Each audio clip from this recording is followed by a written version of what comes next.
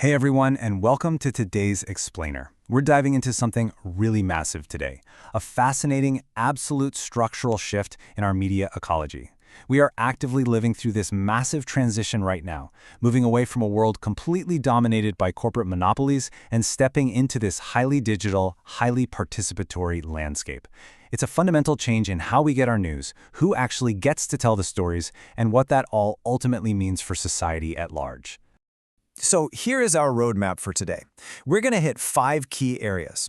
We'll start with the shift to digital, then look at media as active citizenship, the real power of community radio, how to navigate the participation gap, and finally, safeguarding our democratic governance. All right, let's jump right into Section 1, the shift to digital and denaturalizing the conventional media ecology. Now, looking at our source text today, we're actually using South Africa as our main lens. Down there, trust in legacy media, which, was once completely monopolized by these massive conglomerates, has honestly hit rock bottom. And this is causing what the text refers to as a denaturalization of media. Basically, relying on those massive corporate broadcasts is no longer seen as the natural, unquestioned default. Instead, everyday citizens are taking matters into their own hands. They're turning directly to digital platforms and just pulling out their smartphones to get instant first-hand accounts the second an event unfolds. So this loss of trust forces a really massive paradigm shift. As the text so perfectly puts it, we're moving away from traditional journalism. Think of that as the external observer on the outside looking in. Now that old model is being rapidly complemented, and sometimes entirely replaced, by citizen journalism. That's the community on the inside looking out. It's a completely different, way more intimate vantage point, and it completely transforms how a story gets told. Moving right along to Section 2, Media as Active Citizenship and Empowering Disenfranchised Groups. The source text actually defines this whole transition as active citizenship, and it is participation in the most radical sense of the word. Community members are no longer just passive consumers, sitting on the couch waiting for the evening news to inform them. They are actual contributors producing their own narratives. Creating media has become this incredibly direct mechanism for disenfranchised groups to express and really reclaim their power. It just fundamentally changes who controls the message. A really prime example that text uses to illustrate this alternative media is the Daily Maverick. Outlets like this one operate on a totally different frequency than your typical mainstream commercial projects. Instead of just desperately chasing mass market appeal or big advertising dollars, they actively advocate for interests that are usually totally excluded from the dominant discourse. They give a very specific voice to the poor or to political minorities. They basically exist to fill those critical gaps that are just left wide open by traditional corporate media.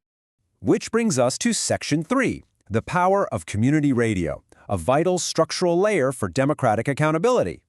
To really ground this in reality, the text points to research that was conducted in the Chris Hani District municipality. It shows us exactly how this works on the ground. It proves that local digital and radio platforms are absolutely essential for promoting good governance and localized accountability right where people actually live and breathe. And you might be wondering, why is community radio so incredibly effective? Well, it boils down to a few core strengths. First, it operates at an extremely low cost with unmatched ubiquity, which is just a fancy way of saying it is literally everywhere. Crucially, it speaks directly to marginalized demographics in their own native languages and addresses their highly localized needs. By just completely bypassing the commercial demands of massive national networks, its sole focus remains fiercely tied to the actual community it serves. It's a real game changer. But it's not all perfectly smooth sailing. Let's get into Section 4, Navigating the Participation Gap, or the dark side of the digital shift. Because, of course, we aren't living in a perfect democratic utopia just yet. And this brings us to a really critical question presented by the research. Are digital platforms truly democratic? We know for sure that technology allows for incredible things, like direct interaction between voters and politicians. But does simply owning a smartphone automatically equate to a healthier democracy? Well, the text warns us that the reality is much more complicated, and honestly, in some ways, much darker. The source is very clear about these formidable structural pitfalls, and you probably experience some of these every single day.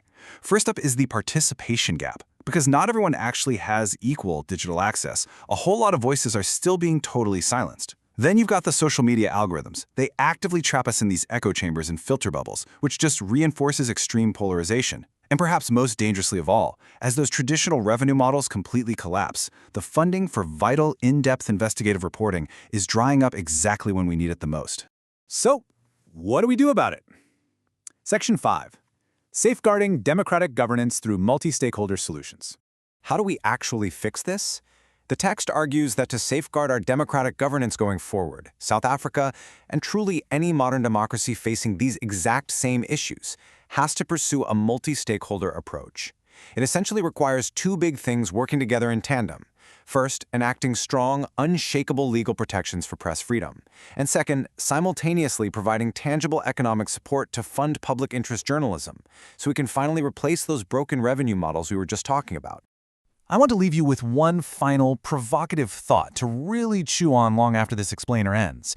As technology continues to evolve at this crazy pace, in an era that's increasingly dominated by hidden algorithms on one side and this massive rising tide of citizen journalists on the other, who truly holds the power over the stories you consume?